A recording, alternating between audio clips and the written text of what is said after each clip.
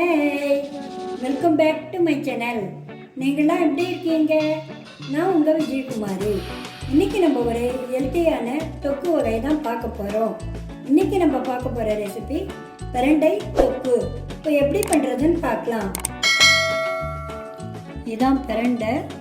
இதை பாருங்க, இதை க்ளீன் பண்ணி இதை தோல் சீவி சின்ன சின்னதாக கட் பண்ணி வச்சுருக்கேன். இது கட் பண்ணச்சு என்னன்னா கையை அரிக்கும். நீங்கள் என்ன பண்ணுறீங்கன்னா கையில் மோர் அல்லது எண்ணெய் இதை தடவிட்டு தோல் சீவினீங்கன்னா கையை அரிக்காது. ஸ்டவ் ஆன் பண்ணி ஒரு பாண்டில் வச்சுருக்கேன். அதில் 2 ஸ்பூன் எண்ணெய் காஞ்சிட்டு ஒரு 4 மிளகு போட்டுங்க. 2 காஞ்ச மிளகாய், ஒரு குடி கருவேப்பிலை, ஒரு துண்டு இஞ்சி சின்ன சின்னதாக கட் பண்ணி வச்சுருக்கேன், அதையும் போட்டுக்கலாம். ஒரு குடி பிரண்டை எடுத்து க்ளீன் பண்ணி கட் பண்ணி வச்சுருக்கேன், அதையும் இதில் போட்டுக்கலாம். இதெல்லாம் நல்லா வதக்கிக்கணும்.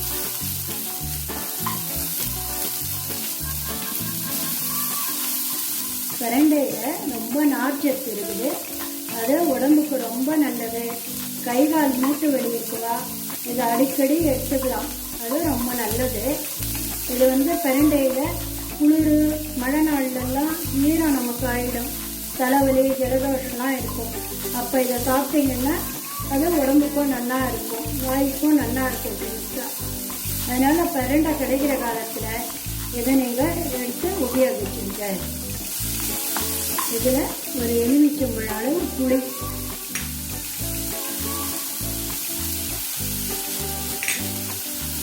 எல்லாம் நல்லா வதங்கிட்டு இப்போ இதை ஆற விட்டுக்கலாம். இதை நல்லா ஆறிட்டு இதை ஒரு மிக்ஸி ஜார் எடுத்து அதில் போட்டுக்கலாம்.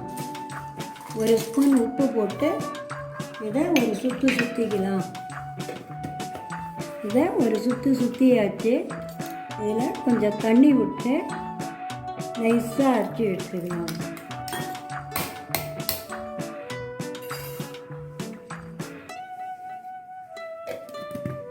இது பாருங்கள், நல்லா நைஸாக அரைச்சாச்சு. ஸ்டவ் ஆன் பண்ணி ஒரு பாண்டில் எடுத்துருக்கேன். அதில் 2 டேபிள் ஸ்பூன் எண்ணெய் காஞ்சி எடுத்து ஒரு 1/2 ஸ்பூன் கடுகு, ஒரு 1/2 ஸ்பூன் உளுத்தம்பருப்பு, ஒரு 4 கருவேப்பிலை, ஒரு 1 ஸ்பூன் பெருங்காயப்பொடி,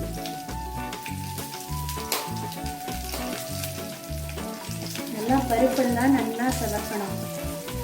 பருப்பெல்லாம் நல்லா சவந்துட்டு இதில் இந்த அரைச்ச தொக்கை போட்டுடலாம். இதை நல்லா வதக்கிட்டே இருக்கணும். இதில் விட்ட எண்ணெய் நல்லா பிரிஞ்சு வரணும். அது வரைக்கும் கைவிடாமல் நல்லா வதக்கிடணும்.